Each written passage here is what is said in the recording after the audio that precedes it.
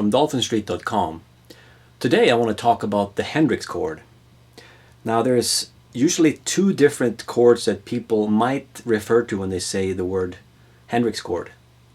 So maybe the most famous, the most common one would be this chord.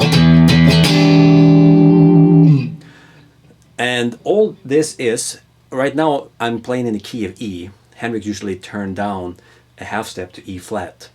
But if we're going to go with this key E, then this is an E7 sharp 9.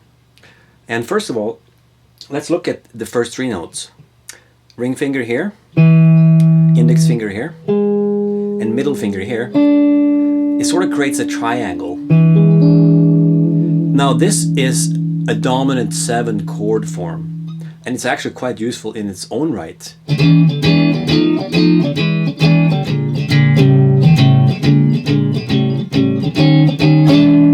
So you can move it around and play dominant 7 chords. E7, A7, B7. Alright, so now we'll build on that and add the sharp 9 with our pinky there.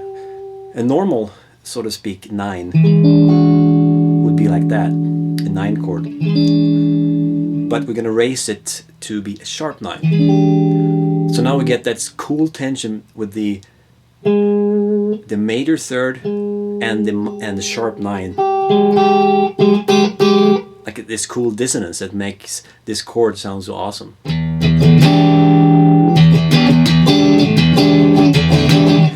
So if you play the key of E, you can sort of play some rhythms on the low E string, and then you strum that chord. However you want.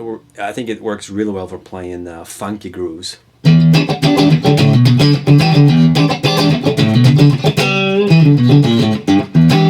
Okay, great chord. Now let me show you a couple different spots you can play it at. You can also do it up here on the A string with your index finger, and then you just bar 3 strings below. Then you get that note as well, which adds to the complexity of the chord. Or you can even use the bottom string too.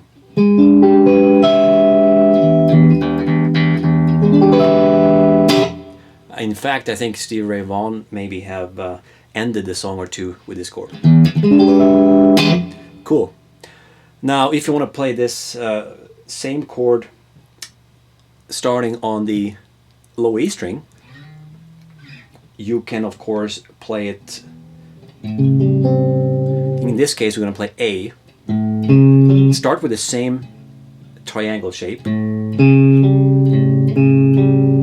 So we have an A7, and we add on the pinky here now. Not there, because that would be just the major third note, but we're gonna go for the sharp 9, which is there. The grip looks different because the guitar, because of the way the guitar is tuned with the B string, which is tuned differently than other strings. That's what gives you this grip when we start on the A string as a root note. But if we do it here, we'll have to use our pinky on the same fret as the ring finger. B7, sharp 9. Of course, up on E you could, which is what we did, but we skipped the root note. We had this, went like this. You could do the same thing, which is really hard to bend, to fret 4 strings like that, as well as playing the root note. So that's, I usually don't do that.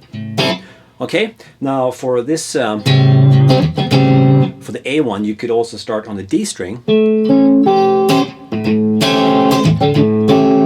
And what I'm doing here is, I'm here on the 7th fret, ring finger, index finger on the 3rd, on the the 6th fret on the G string, and then I'm barring with my pinky here on the B string and the E string on the 8th fret. So that would be the same thing as playing if we use the previous grip that we learned.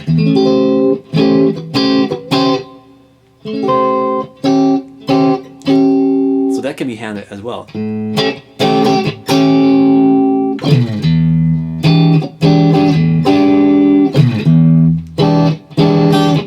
See, we can do it down here too.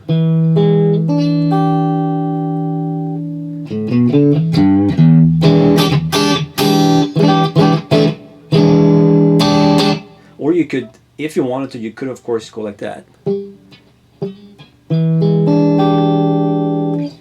Or if you're playing A. But I find that is a tough grip to do fast. So I usually just bar with the pinky instead. Okay? Great chord. Now the next one would be this one. And that's a one that Hendrix used often when he was playing, especially softer ballads and stuff.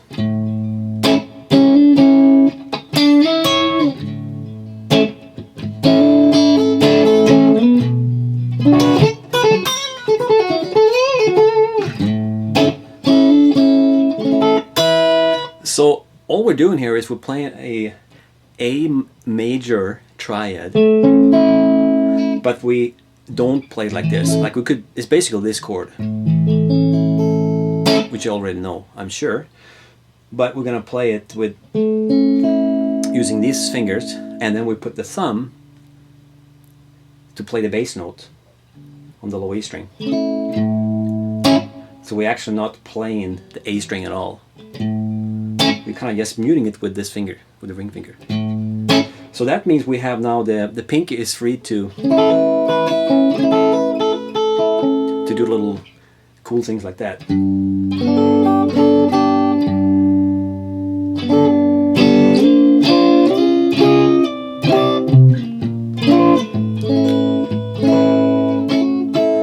And of course you can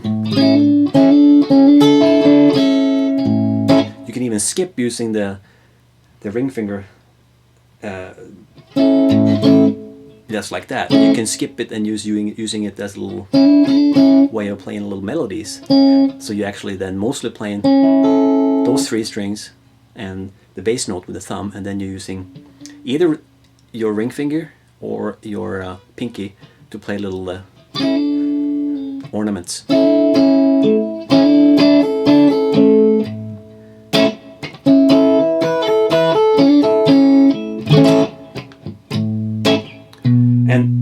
And here I'm actually playing a B minor chord, but I'm using the same technique with the thumb in the bass.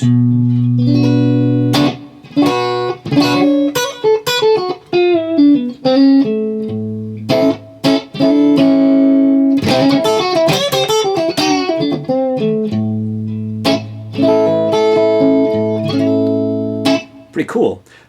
It is a cool chord to use, because you can make a little bit more than it's hard to play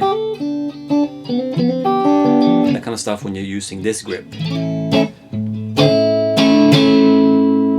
So Hendrix used this a lot. You can see it in the videos on YouTube.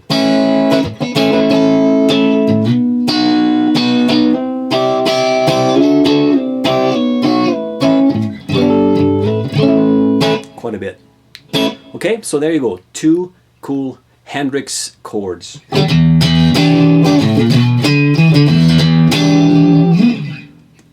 The dominant 7, sharp 9. And the major chord with the thumb doing the bass note.